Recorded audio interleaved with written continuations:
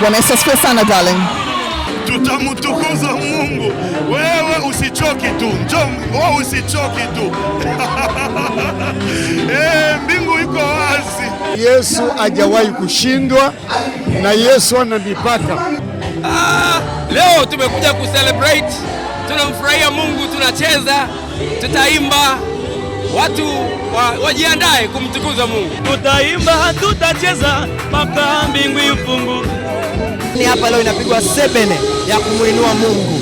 Kuna Kilingala, kuna Kifaransa, kuna Kikongo, kuna Kikenya, kuna Kitanzania, lakini tunaungana zote lugha hizo kumsifu Mungu kwa njia ya sebene.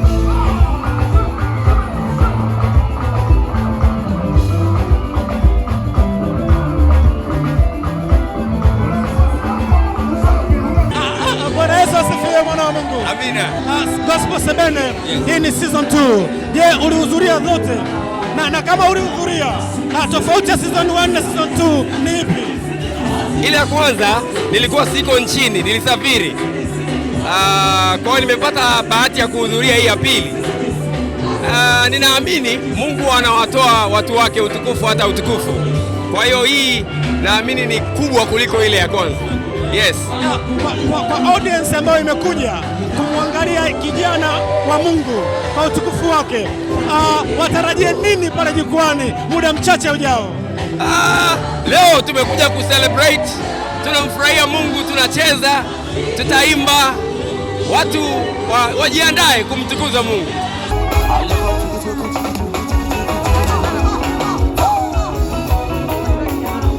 Wewe unachezeaga wapi wewe? Hai. Mungu anacheka.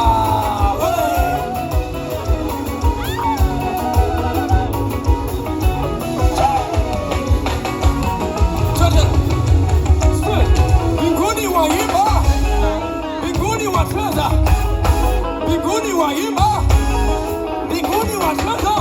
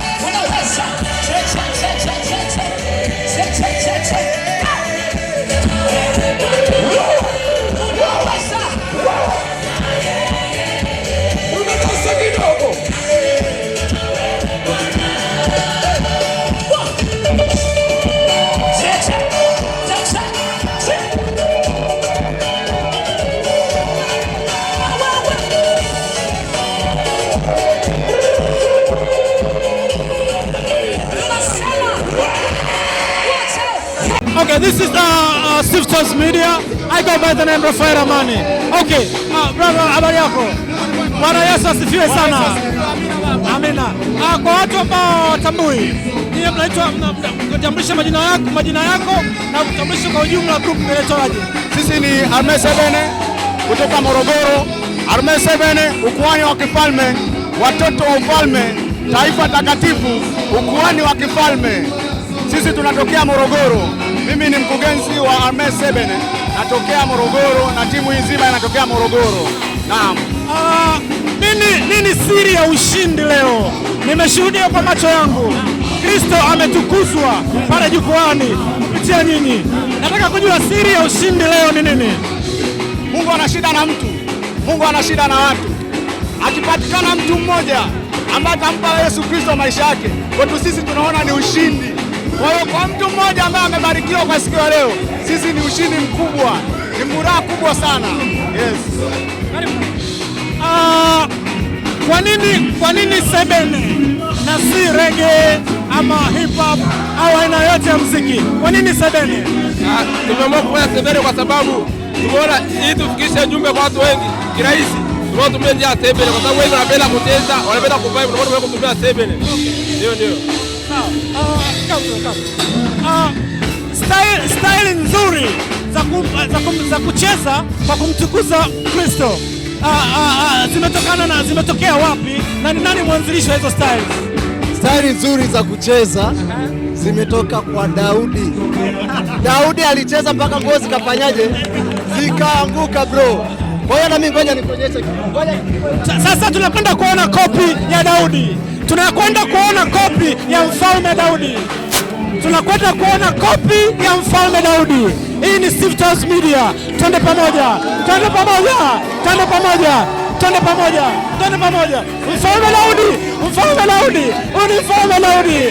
Mfalme Daudi. Hallelujah. Yes. Hongera sana brother. Hiyo tunaita Ozobi na bien.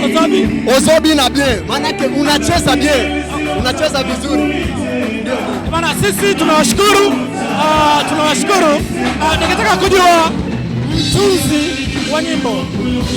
wa nyimbo hizi nzuri za aina ya 7 zenye kumtukuza Kristo. Mtunzi wa nyimbo hizi nzuri zenye kumtukuza Kristo.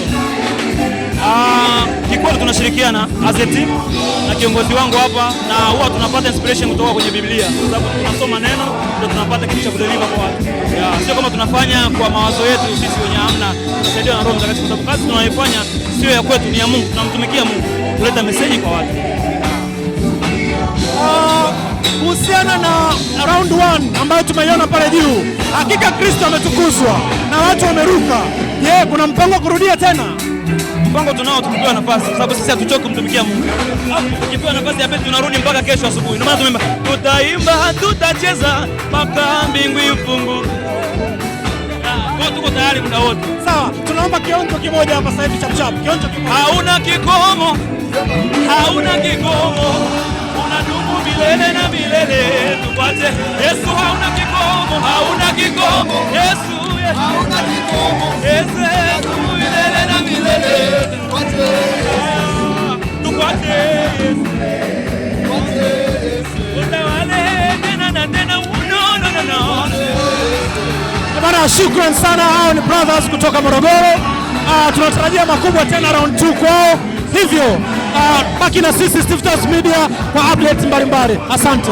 Naitwa Rafael Amani. Brother, unaitwa nani? Mimi naitwa Avila Mpoki. Avila Mpoki. Yes. Okay, kwa watu ambao hawakufahamu, wewe unatokea wapi na leo kwa nini vibe limekuwa kubwa kiasi hiki? Sisi ni Free Praise Team. Tunatokea kwenye kanisa la Bishop Emmanuel Mgaya au Masanja Mkandamizaji Feel Free, na tunamshukuru Mungu kwa sababu tumepata neema na kibali ya kuwepo hapa. Watu ambao wanatufuatilia kwenye mitandao yetu ya kijamii wanaona the way ambavyo sisi huwa tunamsifu Mungu, na tulipopata nafasi ya kuja hapa na sisi tukaungana kuja kumsifu Mungu, na kama mlivyoona tumekiwasha sasa. Hakika mmekiwasha.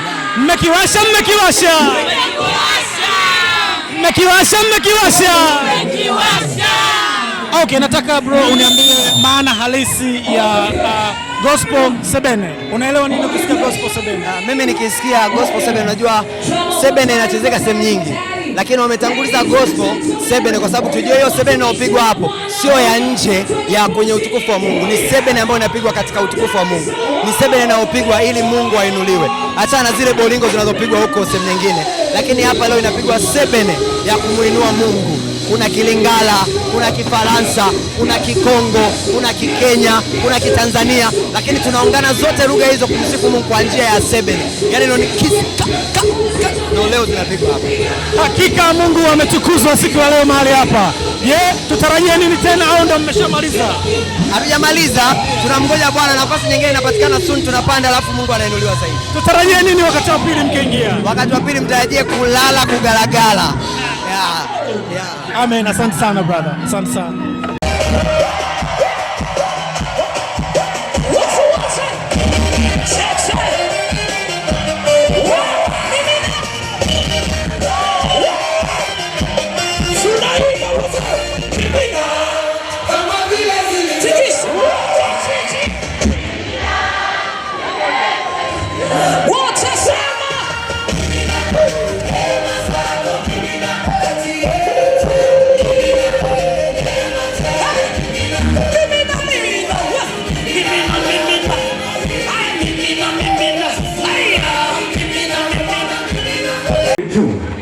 Nikisema kofi moja uwanja mzima utapiga moja.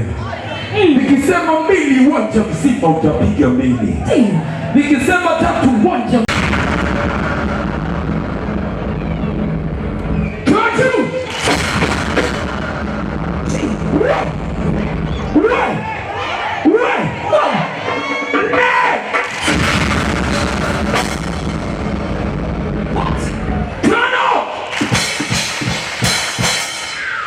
safi. Sita.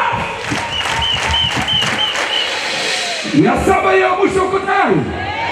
Uko tayari? Uko tayari? Saba. Shangilia Yesu.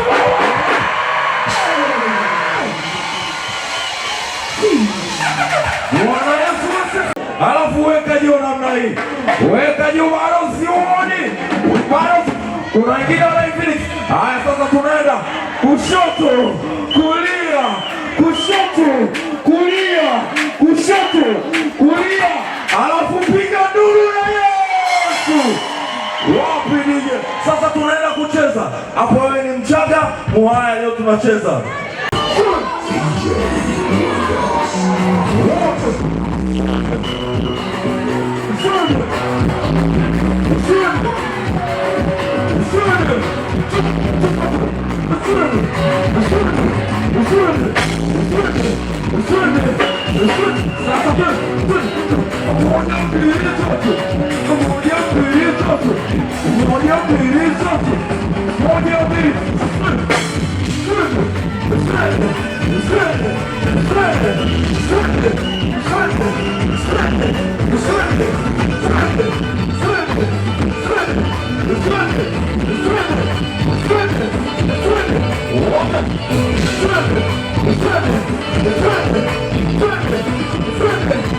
Bwana Yesu asifiwe, mwana wa Mungu. Amen.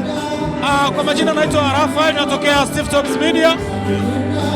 Kwa watu ambao hawakufahamu, tafadhali msingependa ujitambulishe ili waweze kufahamu wewe ni nani na unafanya nini hapa. Karibu. Mimi ni Alkambumba, le fou de Jésus from DRC, mtumishi wa Mungu, mwimbaji, na niko hapa kwenye Festival Gospel 7 kwa kumtukuza Mungu.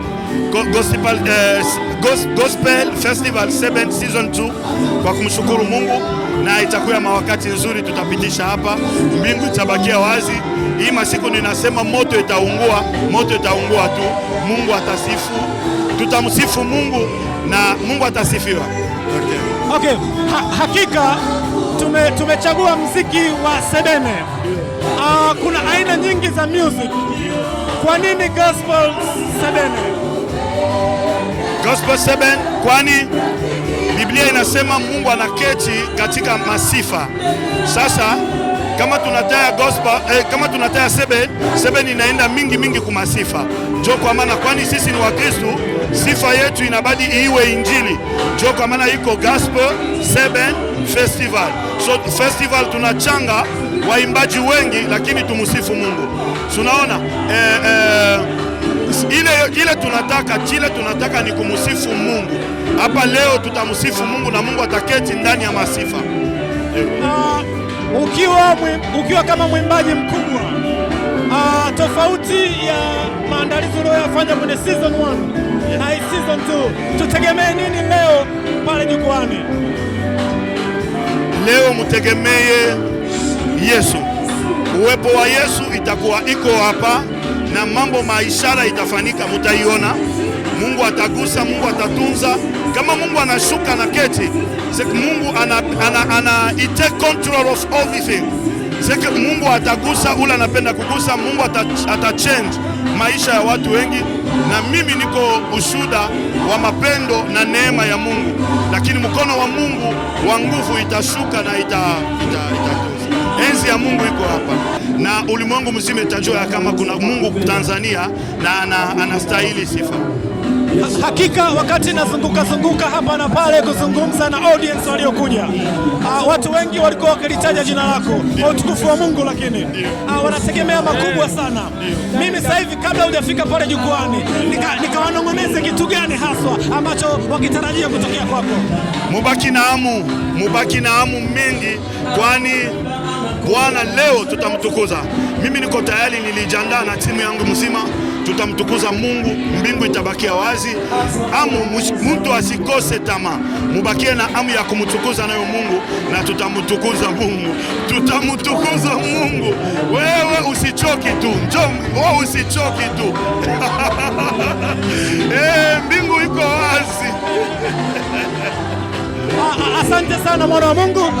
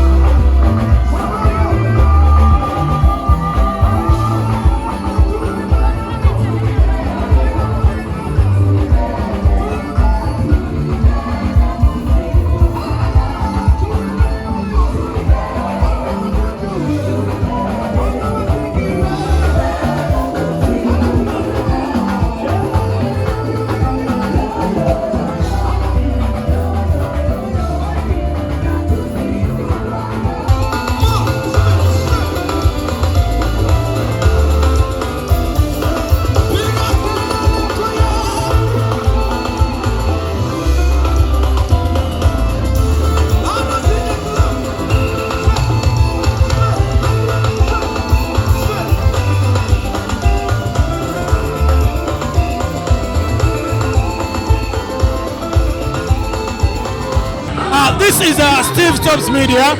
Kwa jina naitwa Rafael Amani. Unaitwa nani mpendwa? Naitwa Sara. Okay, Sara nani? Sara Mpangala. Sara Mpangala. Yes. Okay. Sara Mpangala, wewe kuna event hii ya Gospel Sebene. Wewe ni kama nani? Okay. Mimi ni katibu wa The Healing Missionaries, ambayo kwa neema ya Mungu ndo tumepata kibali cha kumwandalia Mungu ibada ya Gospel Sebene Festival Season 2. Yeah. Hakika ulikuwepo season 1 na hii ni season 2. Utofauti wake haswa wa season 1 na season 2 ni nini? Kwa kweli kuna utofauti mkubwa sana, na hii inathibitisha kwamba Mungu wetu ni Mungu wa neema juu ya neema, kwa sababu tulivyofanya mwaka wa jana ni tofauti na mwaka wa leo. Tumeona maongezeko makubwa, tumeona uitikio ni mkubwa sana. Watu wamekuja wakiwa na expectation ya kumsifu Mungu, kumwabudu Mungu, lakini zaidi kumchezea Mungu sana. Yeah. Malengo makuu ya hii event haswa ni nini? Okay, malengo makuu ni ya kuwaambia watu kwamba kupitia sifa tu, na tunajifunza kutokea kwenye Biblia. Mfalme Daudi alicheza mpaka nguo zikavuka. Kwa hiyo tuko hapa kumsifu Mungu, kumwabudu Mungu kwa aina hii ya muziki, na ninakuambia mtazamaji kwamba Mungu atasifiwa sana sana na nguvu zake zitajidhihirisha na watu watapokea ukuu wake. Amen. Hakika tumesikia yale ambayo tulitaka kusikia. Sasa naomba unitajie listi ya wasanii 5 ambao unaona leo watasumbua balaa sana. Okay, kwanza hawatasumbua, ila watamsifu Mungu kwa ajili ya ukuu na uweza wake, lakini sio tu kwa ajili ya ukuu na uweza wake, kwa sababu Mungu ameweka vitu vikubwa ndani yao. Kwa hiyo hapa ni mahali sahihi wao kuonesha kile Mungu ameweka ndani yao, ili watu wengine wavutwe waje kwa Kristo. Tuna mtumishi wa Mungu kutoka hapa Tanzania anaitwa kaka Paul Clement, nadhani watu wote wanamfahamu. Tuna kaka yetu Zorabo. Tuna mtumishi wa Mungu kutoka Kenya anaitwa dada Alice Kimanzi. Tuna mtumishi wa Mungu kutoka DRC Congo anaitwa Fiston Mbuni. Kuna mtumishi wa Mungu from Congo tena anaitwa Al Kambumba. Kuna mtumishi wa Mungu all the way from Paris anaitwa Karabasi, na mimi tunamfahamu Olivia Karabasi. Kwa hiyo hao ni listi tu ya watu 5. Kuna vikundi vingi sana hapa Tanzania na kuna watu wengi sana, kuna surprise kibao. Ninachowaambia tu, kwanza uliyekuwepo nyumbani usilale, kwa sababu ndio kwanza tunaanza. Yaani nikwambia tunaanza na maanisha tunaanza. Shughuli ni kubwa. Mungu atasifiwa sana, na sisi hili jambo atasifiwa sana, ataabudiwa sana, na mwisho wa siku sifa, heshima, utukufu na adhama tunamrudishia yeye. Hakika sifa na utukufu na adhama tutamrudishia yeye aliye juu. Je, mnapatikana kwenye platform gani ambazo watu ambao watashindwa kufika hapa, labda wako kwenye mikoa mbalimbali, leo wataweza kuwaona live kupitia hizo platforms? Okay, ukitaka kutufuatilia The Healing Missionaries, unaweza ukaenda Instagram page yetu ni The Healing Missionaries _THM, lakini YouTube tuna account The Healing Missionaries, TikTok tuna account The Healing Missionaries _THM. Kwa ni kuombe mtazamaji, mfuatiliaji, endelea kuwa baraka, uendelee kubarikiwa na zile baraka ambazo Mungu ametuachilia sisi. Muendelee kusikiliza, lakini pia unaweza kufuatilia live kutoka hapa moja kwa moja kupitia hizo page zetu. Kwa hiyo karibu sana na Mungu atakubariki sana. Asante sana, barikiwa mpendwa. Mtumishi wa Mungu, Bwana Yesu asifiwe sana. Amina. Kwa watu ambao hawakufahamu, kwa majina unaitwa nani tafadhali? Naitwa Papa Mulunda, ni mwenyekiti wa The Healing Missionaries. Karibu sana. The Healing Missionaries, kwa watu ambao hawafahamu, ni nini na inafanya nini katika swala zima la gospel? The Healing Missionaries ni huduma ambao Mungu ameanzisha mwenyewe kutoa watumishi wa Mungu makanisa mbalimbali na kuwaweka sehemu moja, ili kila mtu kila ambacho Mungu aliweka ndani yake tukusanye wote kwa pamoja, twende tukahubiri habari njema kutokana na agizo ambalo tuliopewa kwenye kitabu cha Marko kwamba nendeni ulimwenguni wote mkahubiri injili kwa kila kiumbe. Kwa hiyo Healing Missionaries wapo kwa ajili ya kwenda kuhubiri, kufikisha injili sehemu pasipofikika. Lengo lao kubwa ni kupeleka habari njema kwa wahitaji, kuorganize mikutano kama hivi ya wazi bila kuweka kiingilio, na kuwakusanya watu, kuwaleta kwa pamoja na kuwahubiria habari ya Kristo na kuwaongoza sala ya toba ili wamrudie Kristo na kuwajenga upya. Kwa hiyo Healing Missionaries ndio kazi yake tulioitwa, na tuko tu Dar es Salaam, huwa tunatembea mikoa kwa mikoa.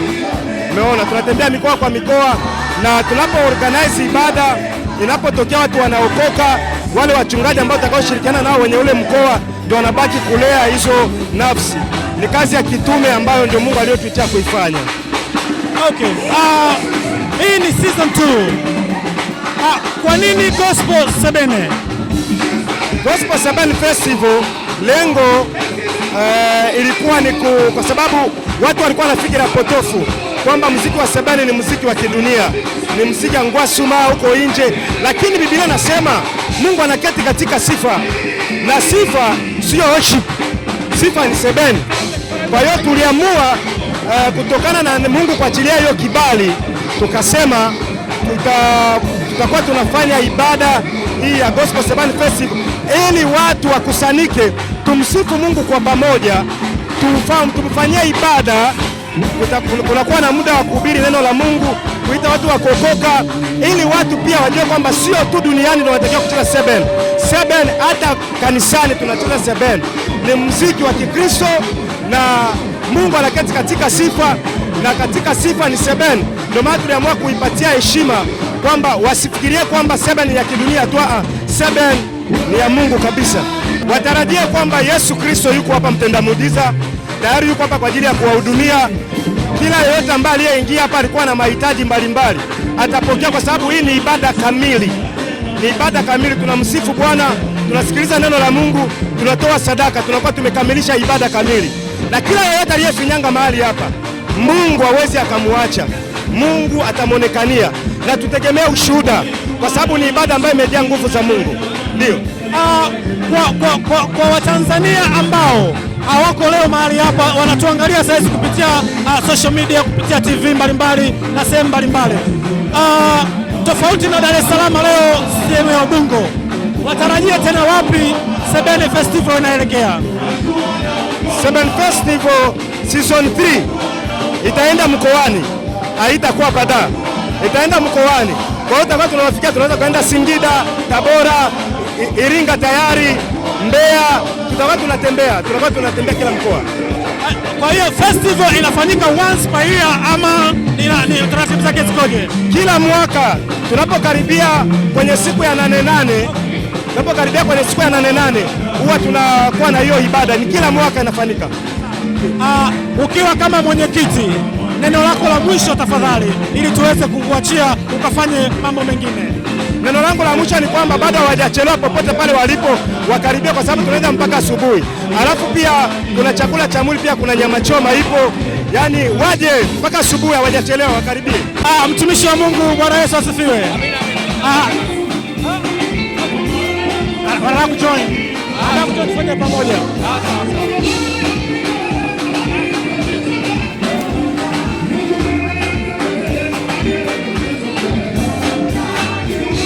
Ready? Mtumishi wa Mungu, Bwana Yesu asifiwe. Amina, amina. Bwana asifiwe sana. Amina. Kwa ambao hawakufahamu, tungependa ujitambulishe, wewe ni nani na uko hapa unawajibika kama nani? Okay, mimi naitwa Minister Ezra. Ninatumika healing missionary kama mwalimu. Natumika kuarrange muziki na sauti katika ibada zote au katika kila mazoezi na kila nyimbo ambazo tunakuwa tunafanya kama healing missionary. Kwa hiyo tuko walimu kama wawili pamoja na MD wawili pia, ambaye mwalimu mwenzangu ni Esther na MD anaitwa Filemoni na MD mwingine anaitwa Chambi, MD mwingine anaitwa Godson, MD mwingine anaitwa Maestro. Kwa hiyo ni timu kubwa ambayo inafanya kazi ambayo tunaiongoza pamoja, lakini mimi nasimama zaidi kama mwalimu mkuu wa timu yote. Ni experience ya namna gani kufanya kuwajibika katika jukwaa kubwa la Sebene Festival 2026? Naam. Ni experience ya namna gani unaipata kuwajibika kwenye hii festival ya msimu 2026? Kwanza kabisa namshukuru Mungu kwa kupata kibali hicho, kwa sababu kibinadamu angeweza kupata mtu mwingine, lakini today najisikia vizuri kuona kwamba timu yangu leo na skills zangu na vitu ambavyo nimefundisha vinakuja katika huu umati wote ambao uko mahali hapa, lakini pia inanitia hofu kidogo, lakini it's a good experience ambayo nimeipenda, na naamini kwamba Mungu atashuka mahali hapa na kuhudumia watu wake. Kwa kuwa tunamwamini Mungu atashuka na kuhudumia watu wake. Season ya kwanza ulikuwepo na hii ni season ya pili. Ndio. Utofauti wake ni nini technical? Okay, season ya kwanza ilikuwa ni kama ufunguzi ambapo tuliifanyia ndani reality of Christ, lakini mapokeo yake ndio yalitusaidia kufika hapa, yakatusaidia kutengeneza kwa ukubwa sasa event hii ambayo tunaiona leo. Hata hatukudhani kama ingekuwa watu wengi hivi, lakini pamoja na hayo bado ni saa 3 na watu wanaendelea kutafika. Kwa hiyo mapokeo na experience ambayo nimepata kutoka ya kwanza na ya pili ni utukufu hadi utukufu. Mungu anatupeleka viwango vingine. Kwa kweli vitu vyote ni changamoto, vitu vyote kuanzia kufundisha, maandalizi, chochote tutakuwa tunakifanya kilikuwa kina changamoto zake, lakini kwa neema ya Mungu mpaka tumefika hapa, tumevuka mahali fulani mpaka kufika mahali hapa. Kwa mtu ambaye yuko nyumbani sasa hivi bado hajafika, ama yuko mkoani na tutazama live kupitia Stop Media, unamwambia nini?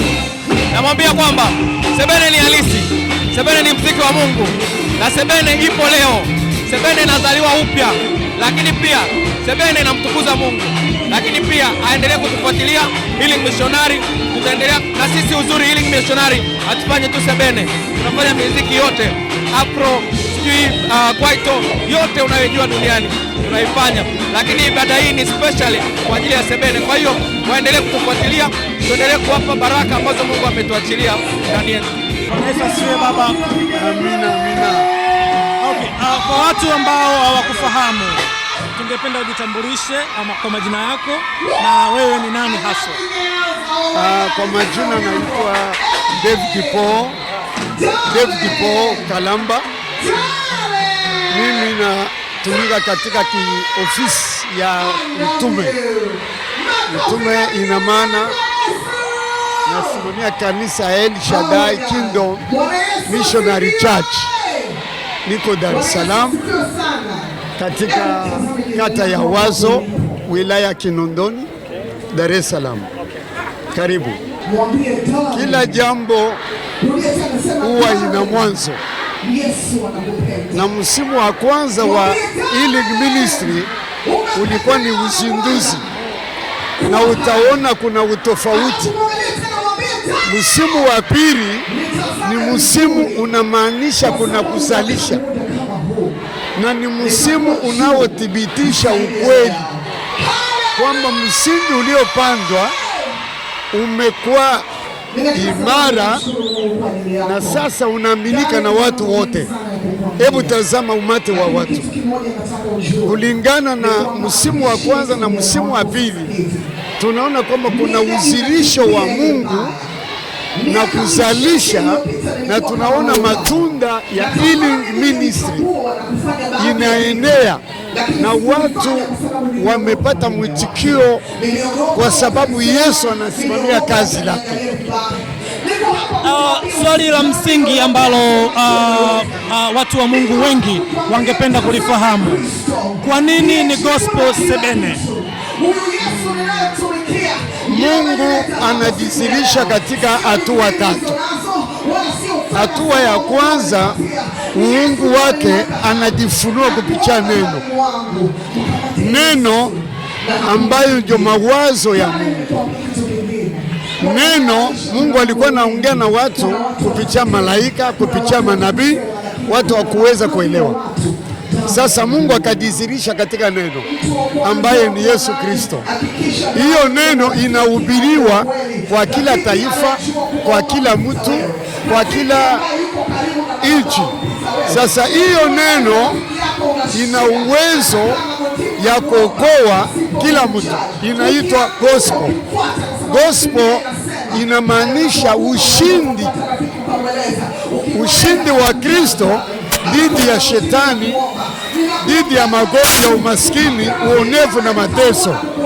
Hiyo neno ilichukuliwa katika jeshi.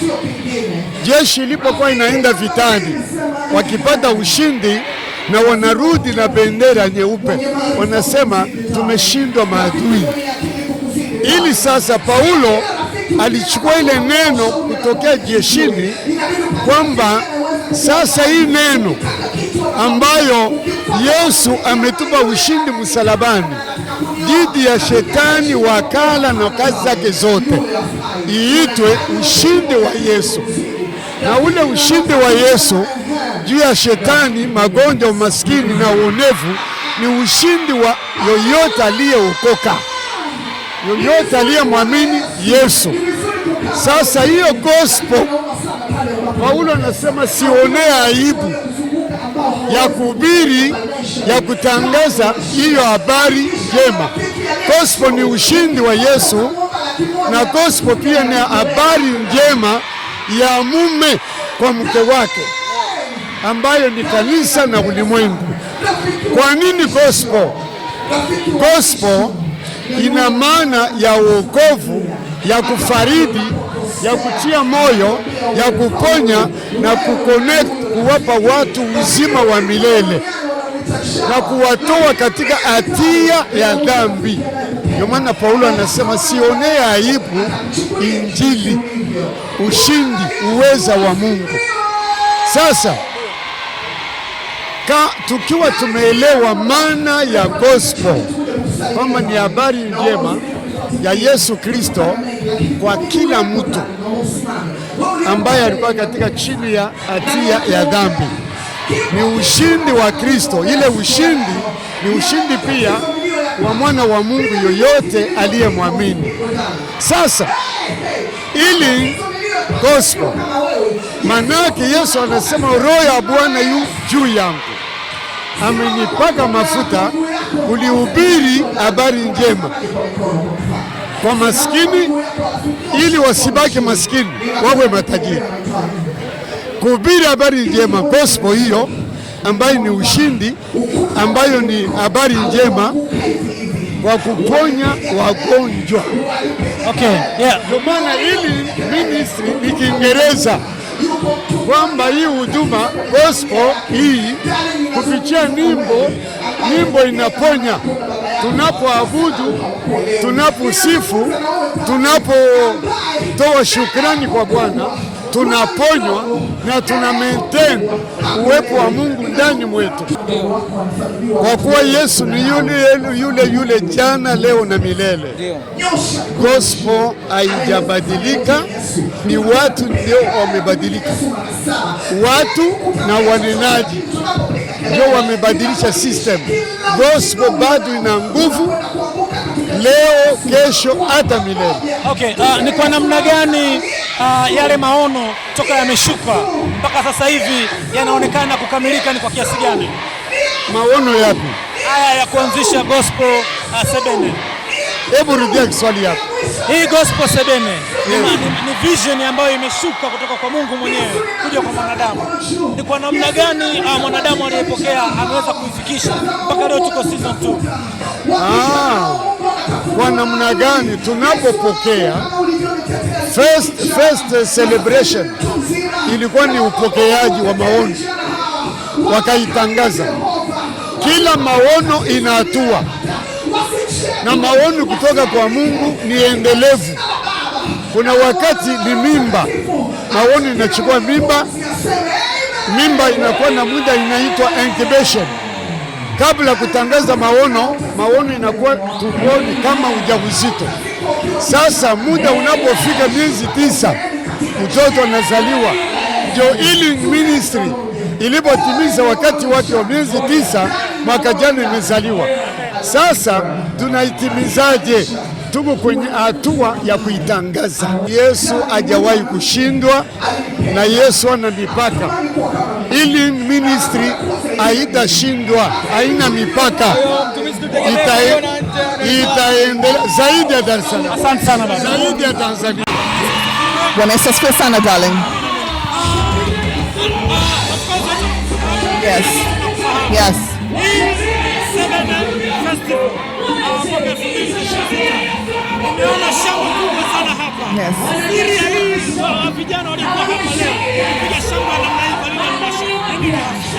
Siri kubwa ni Yesu mwenyewe niliyembeba.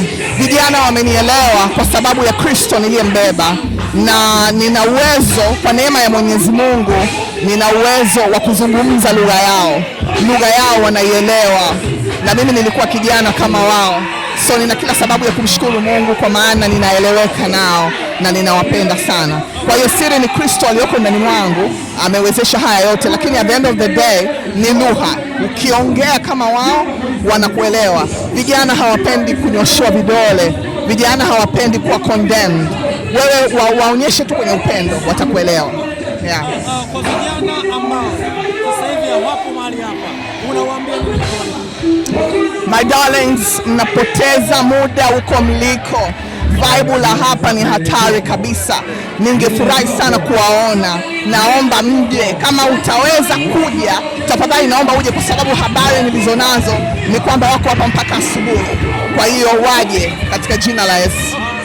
Ukisikia gospel Sebene, wewe kama mkongwe kwenye tasnia hii, unatafsiri vipi kwa vijana? Gospel Sebene ni kitu kipya. Zamani hiki kitu kilikuwa hakipo. Gospel Sebene is something very new right now. Kwa hiyo tukiangalia, tunaiangalia kwa jicho la ujana na tunashangaa sana. Kwa kweli ni kitu cha ajabu. Vijana wana nguvu ya ajabu, vijana wameshiba, Yani gospel ni kitu fulani hivi ambacho hakielezeki kwa kweli, na ukiwaona wanavyocheza kweli utajua kwamba Yesu yupo na anatenda. Yes. Madam Lilian Mwasha, yes, kumekuwa na ongezeko kubwa la mmomonyoko wa maadili. Yes. Especially kwa vijana. Yes. Neno moja kwa wewe kama mtumishi wa Mungu. Mmomonyoko wa maadili upo, lakini at the end of the day ni kijana yeye mwenyewe. Sasa hivi dunia na mitandao ndio inalinda na kulea watoto wetu. Kwa hiyo kijana inabidi utambue kwamba kuna maisha baada ya kesho. Mimi haya maisha ninayoishi leo ni maisha ambayo niliyachagua nikiwa kijana. Kwa hiyo wachague kilicho chema ili waweze kuzaa matunda katika jina la Yesu. Okay. Swala msingi zaidi. Hii transformation ya muziki wa gospel kutoka wale wa zamani wakina Marebo mpaka huwa sasa hivi watu wana dance kama wa mataifa. Wewe una maoni gani? Mimi nafikiri ni sawa kabisa, kwa sababu neno la Mungu linasema ukiwa Roma fanya wa Roma wanavyofanya. Kwa hiyo inategemea inakuwa vipi. Yani hakikisha ukiwa na vijana ama piano ni lazima. Na naomba tu nikupe exclusive.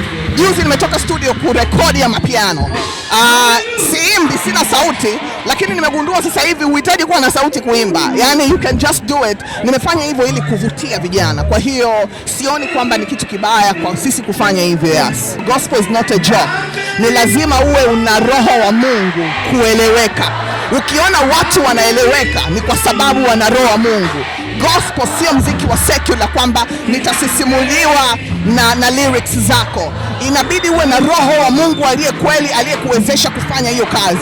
Kwa hiyo kabla hujataka kuingia kwenye gospel, naomba ujue kwamba yupo Mungu na kuna roho ya Mungu inayoweza kufanya hiyo kazi. Ukiwaona kina Upendo Mkonde wana trend, kina Martha Maipaja wana trend, kina sijui Rose wana trend, ni kwa sababu Rose Mwanda wana trend, ni kwa sababu wanayo roho wa Mungu ndani mwao. Kwa hiyo it's not just like ufanye tu kwa sababu ili uwe famous, ili ujulikane. Na kitu kimoja naomba nikutambulishe na nikueleweshe, usitumie jina la Yesu kwa manufaa yako wewe mwenyewe, bali mwache Yesu akutumie vile anavyotaka yeye. Kwa sababu wengi tunataka kujulikana kupitia Kristo. Wao wameongelea gospel, lakini sasa hivi kila mtu anahubiri injili, kila mtu anataka kuprophesy, kila mtu anataka kufungua kanisa and all that. Na wanafanya hivyo kwa sababu wanajua kuna fursa ya duniani, lakini niko kukuambia kwamba fursa ya duniani ni ya mpito. Itakuwepo leo, utaiona, lakini kesho itaondoka. Ukitaka kuwa legend, uendelee mbele na vizazi vitambue nguvu ya Mungu, ni lazima uwe na roho wa Mungu